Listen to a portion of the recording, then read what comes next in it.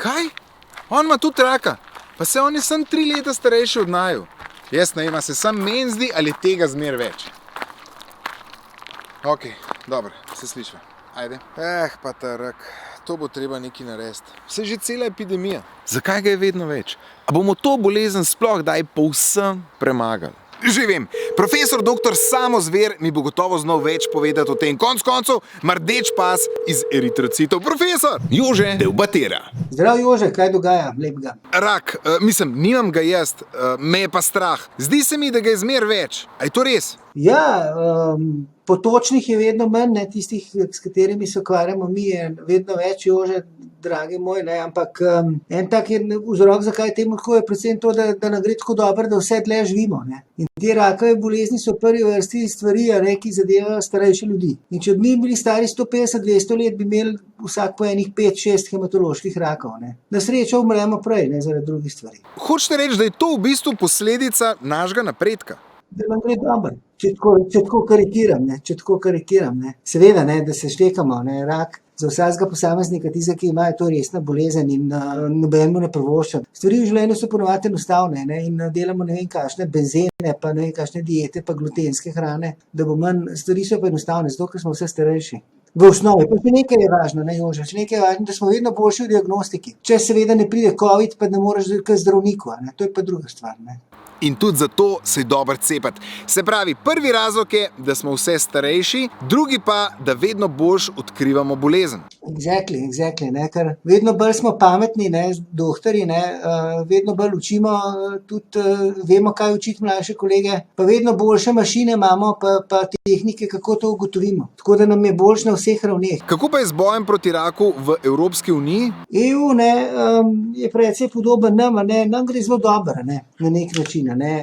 Treba je tudi to bi rad povedal, ne, če se takole pogovarjava, da imamo presneto srečo, da imamo praktično vsa zdravila, ki jih za rakave bolezni, praktično katerekoli, ki jih potrebujemo, ki pomagajo. Ne. To je redkost v svetu, tudi v razvitem svetu. Seveda je pa treba izboljšati stvari na nivoju, da ljudi osvestimo, kaj so tisti znaki, kaj je narobe, da greš ti k zdravniku pa rečeš, lej, tole se mi dogaja, da imaš mogoče neko poznavanje ali pa en kanček enega strahu, tistega pozitivnega mislim. Katero stvar Evropskega načrta boja proti raku bi pa vi izpostavili?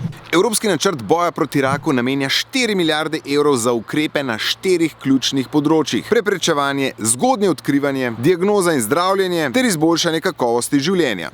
Zdaj je glih en nov projekt, mislim, da gre nova 5-letna strategija na ravni EU, ki načrtuje, kako bomo pristopili k rakavim boleznim. In tokrat je zraven tudi hematologija, kar je velika stvar, ne, tudi hematologija je pomemben del teh rakavih bolezni, na žalost, ne. In jaz mislim, da z enim orkestriranim nastopom, ne, ki zadeva tako diagnostiko, kot tudi zdravljenje, pozaveščanje ljudi, ne, recimo, če ima Anglija, recimo, ali pa kakšna od članic EU, nek dober sistem ozaveščanja ljudi pred rakom debelega črevesja, zakaj ga ne bi povzeli tudi mi in obratno, ne. Da lahko se dejansko tukaj menjamo izkušenj, več glav, več ve. Ne napak je misliti, da smo tukaj v Sloveniji najpametnejši, čeprav dostikrat smo, v narekovanju ali pa tako malo v hecu.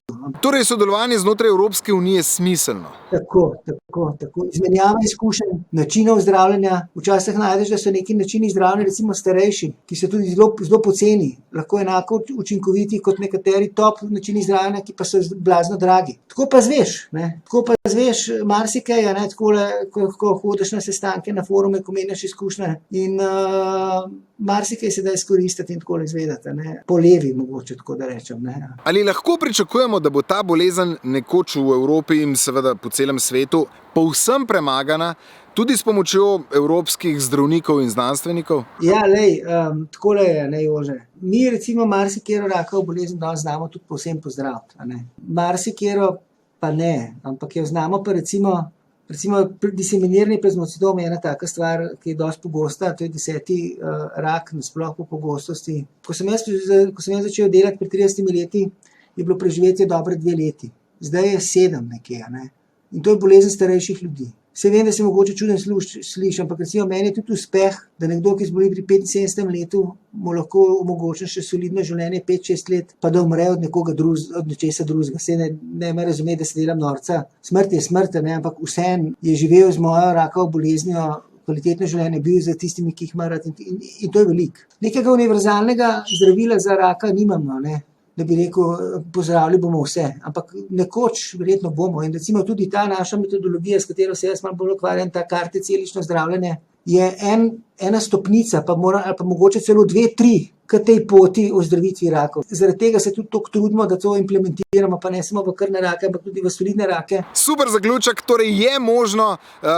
Hvala za pogovor in seveda hvala tudi v imenu vseh, za katere se tudi borite. Nekaj.